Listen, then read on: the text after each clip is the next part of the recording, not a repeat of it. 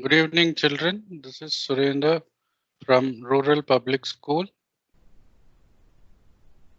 I'm going to teach you today physics chapter Gravitation.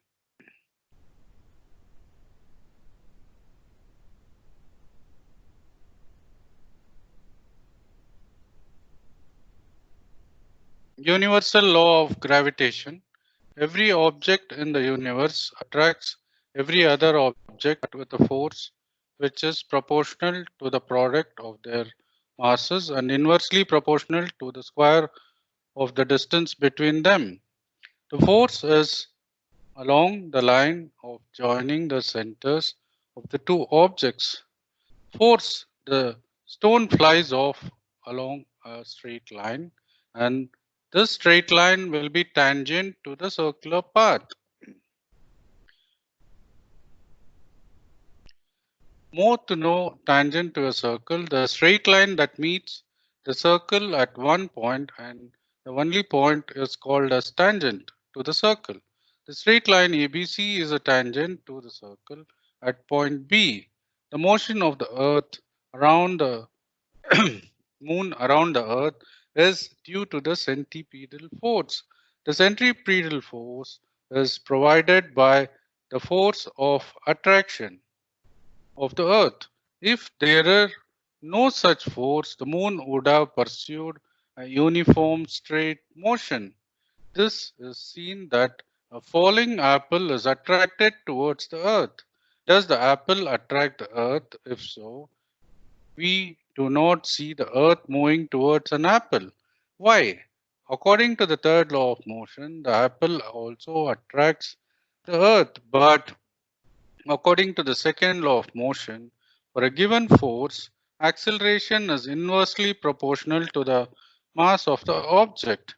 The mass of an apple is negligibly small compared to that of the earth.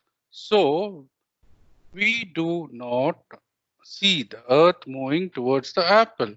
Extend the same argument for why earth does not move towards the moon. In our solar system, all the planets go around the sun. By arguing the same way, we can say that there exists a force between the sun and the planets. From the above facts, the Newton concluded that not only does the earth attract an apple and a moon, but all the objects in the universe attract with each other. This force of attraction between the object are called gravitational force. The gravitational force between two uniform objects is directed along the line joining their centers. Let two objects A and B, masses m and n, lie at a distance between d from each other as shown in the figure. Let the force of attraction between the two objects be F. According to the universal law of gravitation, the force between the two objects is directly proportional to the product of their masses. That is, F is equals to G mn over d squared. And here comes another thing, F is equals to m into n.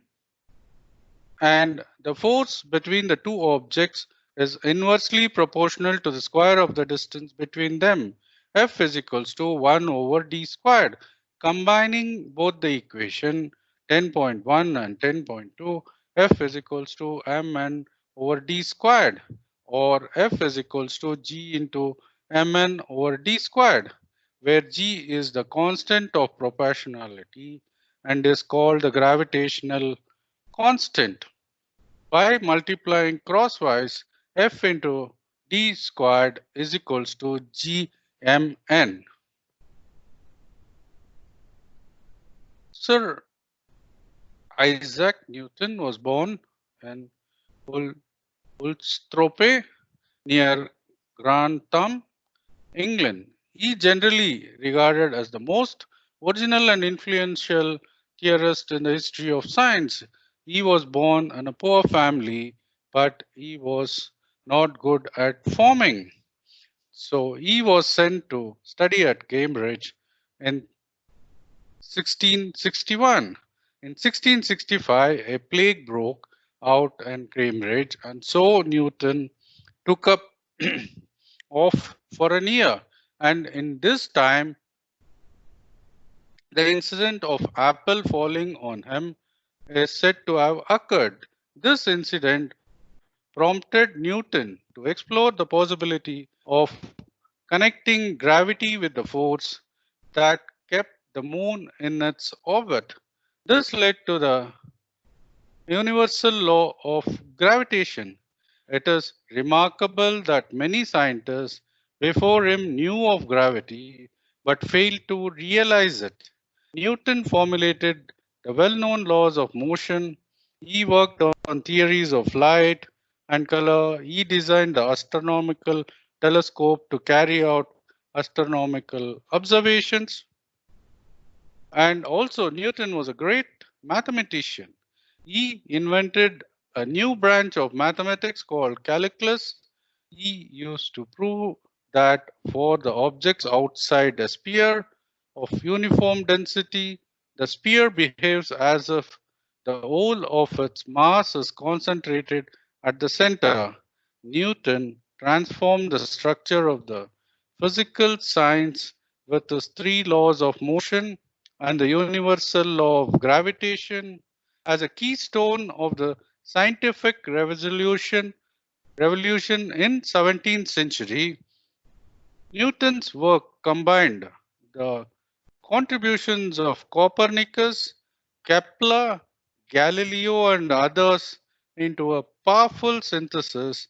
It is remarkable that though the gravitational theory could not be verified at the time, there was hardly any doubt about its correctness. This is because Newton based his theory on sound scientific reasoning and backed it with mathematics. This made the theory simple and elegant. These qualities are now recognized as essential requirements of a good scientific theory. Also, how did the Newton guess the inverse square rule? There has always been a great interest in the motion of the planets. By 16th century, a lot of data on motion of planets have been collected by astronomers. Based on these data, Kepler derived three laws which govern the motion of planets. These are called Kepler laws. These are the orbit of the planet is ellipse with the sun at one of the foci as shown in the figure given below. In this figure, O is the position of the sun. The line joining the planet and the sun sweep equal areas in equal intervals. Thus, this if the time of the travel from A to B is same as that of C to D, then the equal areas OAB and OCD are equal. The cube of the mean distance of the planet from the sun is proportional to the square of its orbital period t, or r cube divided by t squared is equals to a constant. It is important to note that Kepler could not give the theory of explanation of the motion of the planets. It was Newton who showed that the cause of the planetary motion is gravitational force that exerts sun to on them. Newton used the third law of Kepler to calculate the gravitational force of attraction. The gravitational force of Earth is weakened by distance. A simple argument goes like this. We can assume that the planetary objects are circular. Suppose the orbital velocity is v and the radius of the orbit is r, and then the force acting on the orbital planet is given by the following equation: Fv squared divided by r, and so that v squared r squared by t squared. We can also rewrite the following Kepler's law as the at the bottom. We are having v squared L over R. Combining this with Fv squared over R, we get F1 over R squared. The importance of universal law. The universal law of gravitation successfully explained several phenomena which is believed to be unconnected. 1. The force that binds us to the earth. The motion of the moon around the earth. The motion of the planets going around the sun. The tides due to the moon and sun. Next is also the free fall. Let us understand the meaning of free fall by performing different activities. Take a stone, throw it upwards, and it reaches a certain height and then starts falling down. We have learned that Earth attracts objects towards them. This is due to gravitational force. Whenever objects fall towards the Earth under this force alone, we say that the objects are in a free fall. The unit SI unit of G can be obtained by substituting the units of force, distance, and mass. The value of G was found by Henry Cavendish by using a sensitive balance, accepted that the value of G is 6.673. We know that there exists a force of attraction between two objects. Compute the value of this force between you and your friend sitting close by. Conclude how you do not experience this force. The universal law is the sense that is applicable to all bodies, whether the bodies are small or big, whether they are celestial or terrestrial, inverse, square, that is saying that f is inversely proportional to the square of d. For example, if the d gets bigger by the factor 6, then it becomes 6 times smaller.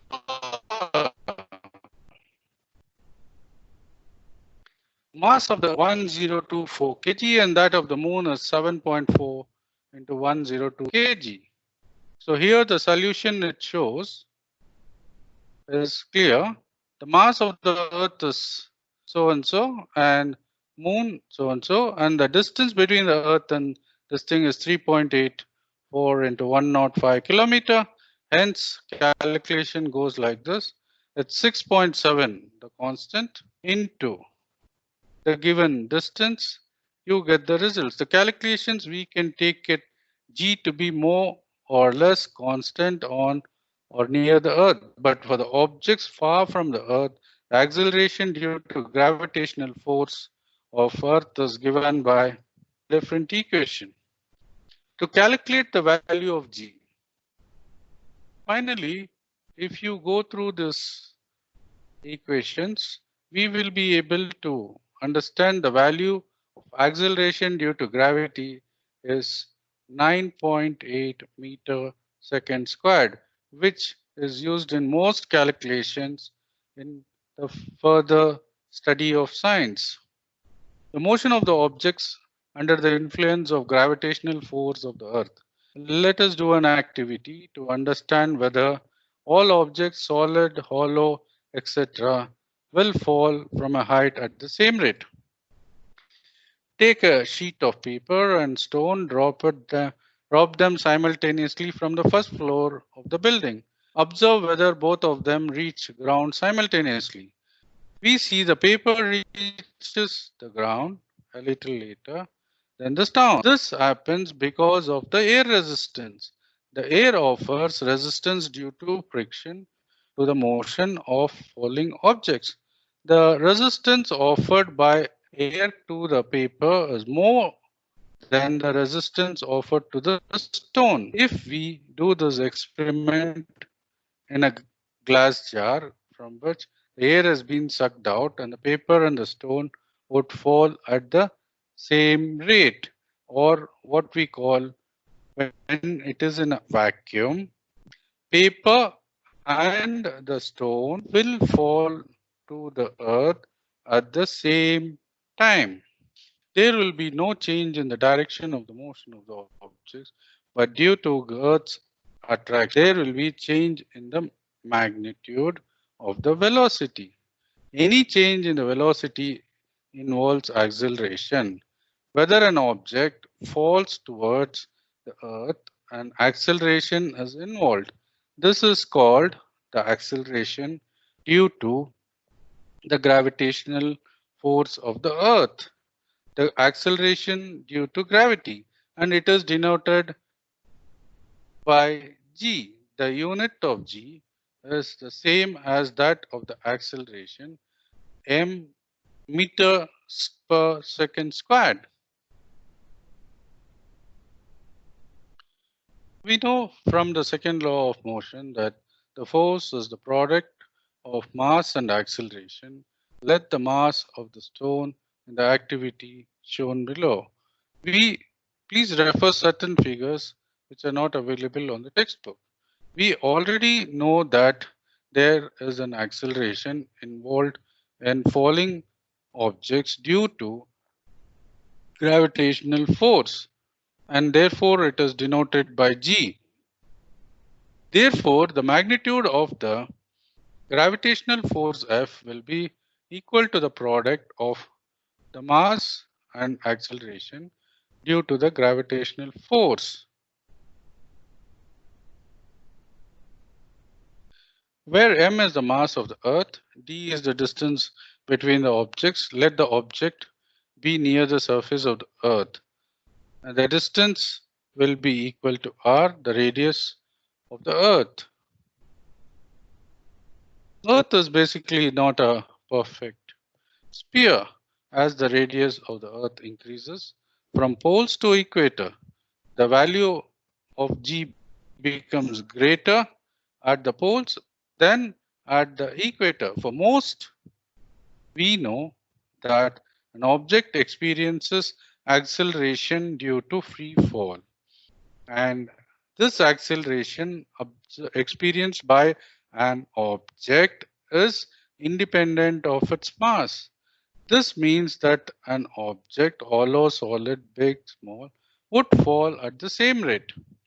And according to a story, Galileo dropped different objects from top of the Leaning Tower of Pisa in Italy to prove that it is the same. As g is constant near the earth, all the equations are uniformly accelerated motion of the objects become valid with the acceleration replaced by g. These are the important calculations. V is equals to u plus at, s is equals to ut plus at squared, v squared is equals to u squared plus 2as. These are used in a lot of calculations further. Please make a note of it. What is mass? We have learned in the previous chapter that the mass of an object is the measure of inertia. We have also learned that greater the mass, the greater is the inertia. It remains the same whether the object is on the earth, the moon, or even in the outer space. Thus, the mass of an object is constant and does not change place to place. Weight. Weight. We know that Earth attracts every object and with a certain force, and this force depends on the mass of the object and the acceleration due to gravity. The weight of an object is the force with which it is attracted towards the earth. The force of attraction of an object is known as the weight of the object. It is denoted by W, substituting the same. As the weight of the object is the force with which attracted towards the earth, the SI unit of the weight is same as that of the force, that is Newton. The weight is a force acting vertically downwards and it has both magnitude and direction. We have learned the value of G is constant at a given place. Therefore, a given place, the weight of an object is directly proportional to the mass m of an object, that is W. It is due to this reason that at a given place we can use the weight of an object as a measure of the mass. The mass of an object remains same everywhere, that is on the earth or on any planet, whereas weight depends on its location. The universal in law is universal in the sense that it is applicable to all bodies, whether the bodies are small, big, whether they are celestial or terrestrial. Inverse square, saying that F is inversely proportional to the shape of D, means, for example, if D gets bigger by a factor 6, F becomes 1 by 36 times. We will just see an example how things are calculated, weight of an object on moon and on the earth. So we have learned that the weight of an object on the earth is the force with which the earth attracts the object. In the same way, the weight of an object on the moon is the force with which the moon attracts that object. The mass of the moon is less than that of the earth. Due to this, the moon exerts lesser force of attraction on the objects. So here is a calculation to prove that. That is, on the earth the mass is 5.98 and on the moon it is 7.36. The radius of the earth is 6.37 and for the moon is 1.74. Applying the formula Wg is equals to mn over r squared, substituting the equation, you get what is the weight and mass of the object on the earth and on the moon. Here is a simple example. Mass of an object is 10 kg and what would be its weight on the moon. So as per the calculations, you can find out the weight of an object is about 98 newtons. After when we calculate, weight is equals to mass into G. That is, the W is 10 kgs, 9.8 is the constant, and then when we calculate, it is 98 newtons. Similarly, there's another example shown.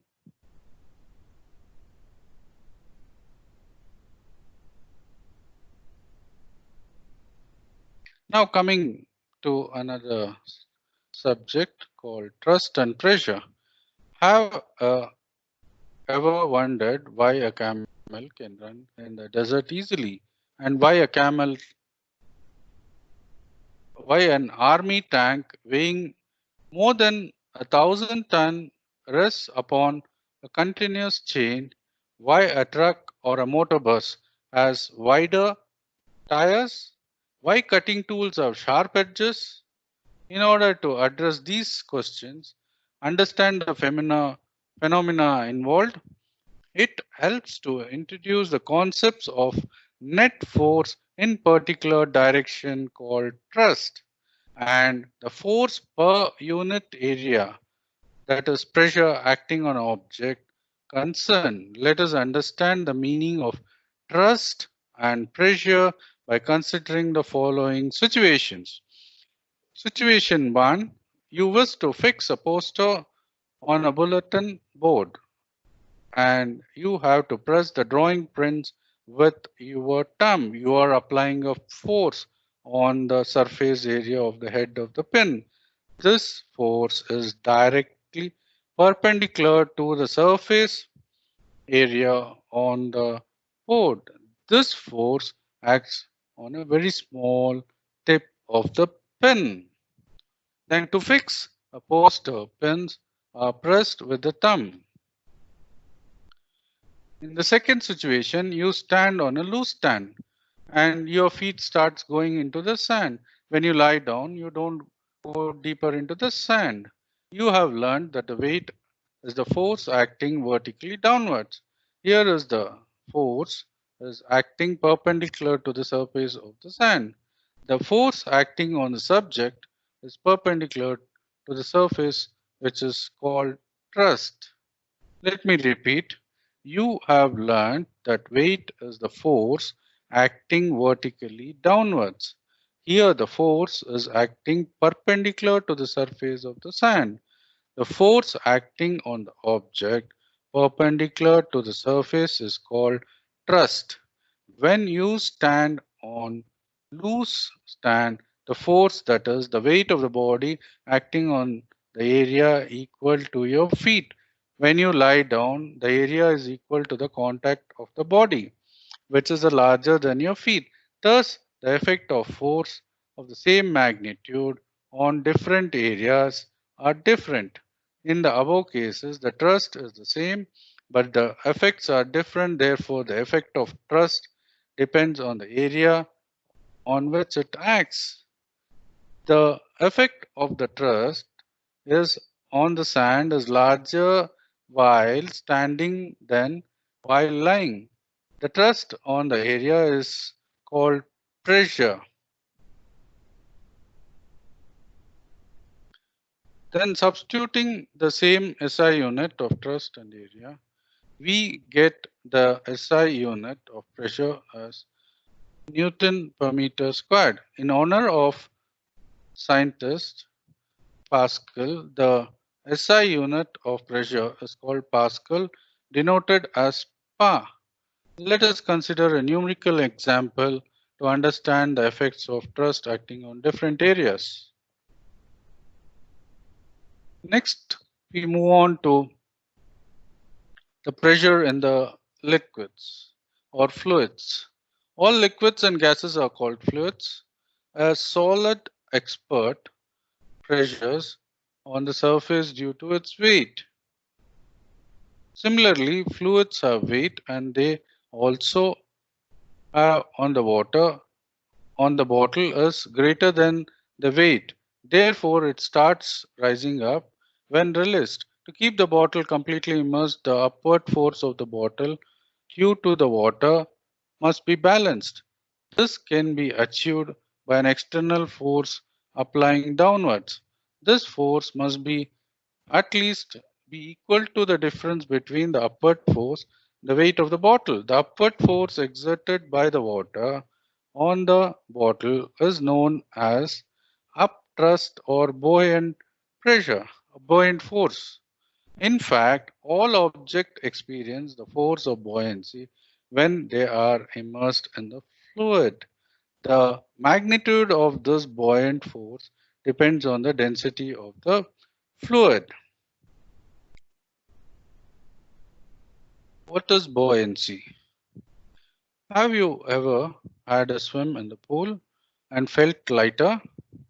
Have you ever drawn water from the well and felt the bucket of water is heavier when it is out of the water? Have you ever wondered why a ship of iron and steel does not sink in the sea water, but while the same amount of iron and steel in the form of a sheet could sink? These questions can be answered by taking buoyancy in consideration. Let us understand the meaning of buoyancy by doing an activity. The activity here as under, take an empty bottle, close the mouth of the bottle with an airtight stopper, put it in the bucket filled with water, and you see the bottle floats. Push the bottle into the water, you feel an upward pressure. Try to push it further, you feel it will be more difficult to push it deeper and deeper. This indicates the water is exerting a force on the bottle in the upward direction. The upward force exerted by the water goes on increasing as the bottle is pushed deeper till it is completely immersed. Now release the bottle, it bounces back to the surface. Does the force of gravitational attraction on the earth on this bottle? If so, why doesn't the bottle stay immersed in the water after it is released? How can you immerse the bottle in the water?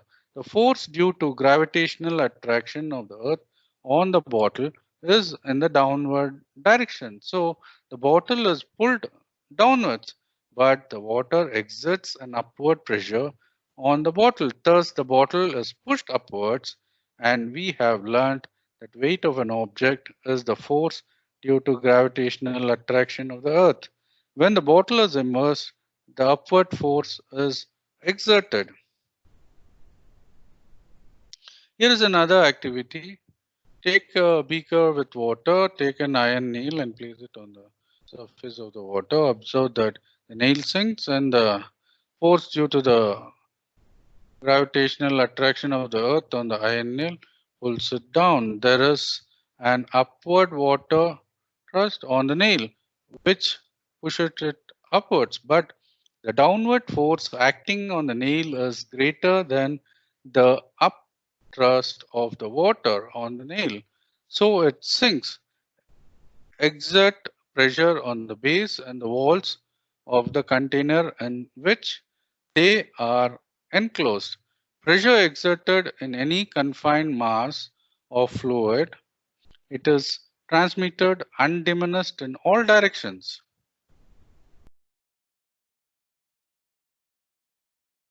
An iron nail sinks and a cork floats when placed in the surface of water. Observe what happens to elongation of the string or the reading on the balance. You will find the elongation of the string or the reading of the balance decreases as the stone is gradually lowered in the water. However, no further change is observed once the stone gets fully immersed in the water.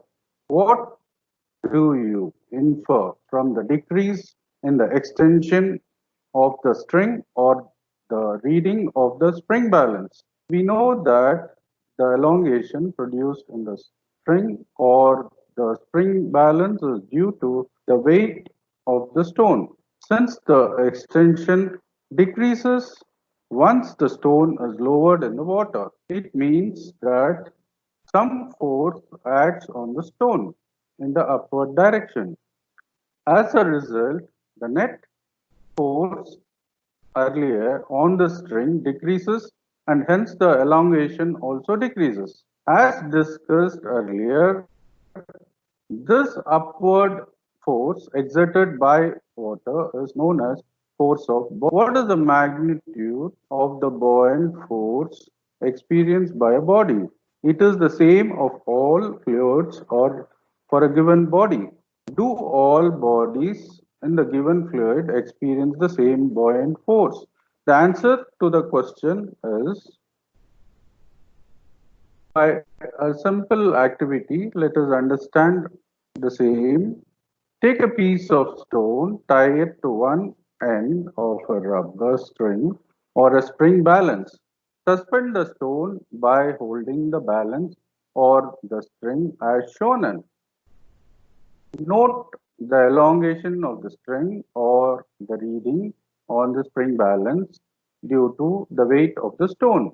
Now slowly dip the stone in the water in a container as shown. Observe the elongation of the rubber string due to the weight of the piece of the stone suspended from it in air. The elongation decreases as the stone is immersed in the water. Contained in Archimedes' principle, stated as follows: when a body is immersed fully or partially in a fluid, it experiences an upward force that is equal to the weight of the fluid displaced by it. Now, can you explain why a further increase in elongation of the string was not observed in the activity 10.7? As the stone is fully immersed in the water. This about the scientist Archimedes. Archimedes was a Greek scientist. He observed the principle subsequently named after him. After noticing that the water in the bathtub overflowed when he stepped into it, he ran through the streets shouting, Eureka, Eureka, which means I got it. This knowledge helped him to determine the purity of gold in the crown made for the king. His works in the field of geometry and mechanics made him famous. His understanding of levers, pulleys, wheels, and axle helped the Greek army in its war with the Roman army. The Archimedes principle has many applications. It is used in designing ships and submarines. Lactometers, which are used to determine the purity of a sample of milk, and hydrometers used for determining density of liquids are based on this principle. Relative density. As you know, the density of a substance is defined as mass of a unit volume. The unit of density is kilogram per meter cube. The density of a given substance under specified conditions remains the same. Therefore, the density of a substance is one of its characteristic properties. It is different for different substances. The density of the gold is 19,300 kg meter cube, while that of the water is 1000 kg meter cube. The density of the given sample of a substance can help us determine its purity. It is often convenient to express density of a substance in comparison with that of the water. The relative density of the substance is the ratio of its density to that of the water.